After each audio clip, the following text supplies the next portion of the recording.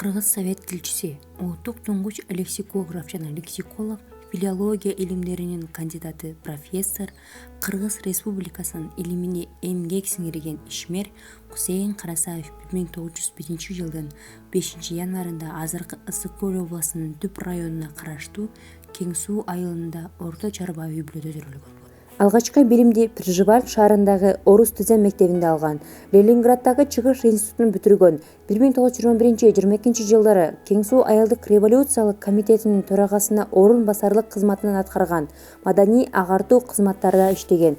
1923-25 жылдары Ташкент шаарындагы Кыргыз агартуу институтунда окуган. 1931-40 жылдары Кыргыз маданий курулуш илимий изилдөө институтунда илимий кызматкер. 1951-74 жылдары Кыргыз мамлекеттик университетинде мугалим болуп иштеген.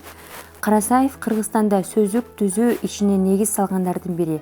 Ал Батманов менен бирге кыргыздардын сөздүк жаатындагы туңгуч эмгеги орусча-кыргызча сөздүктү 1938 жылы түзгөн.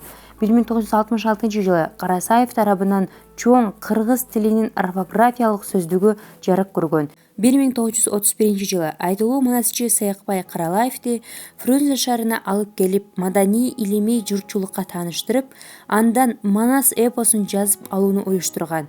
Горький, Радышев, Крючковский жана башка жазуучулардын чыгармаларын которгон. Сыйлыктары эмгек кызыл туу ордени, медалдары менен сыйланган. Кыргыз университетинин Илимдер академиясынын ардактуу академиги 1998 жылы дүйнө менен кош айтышкан.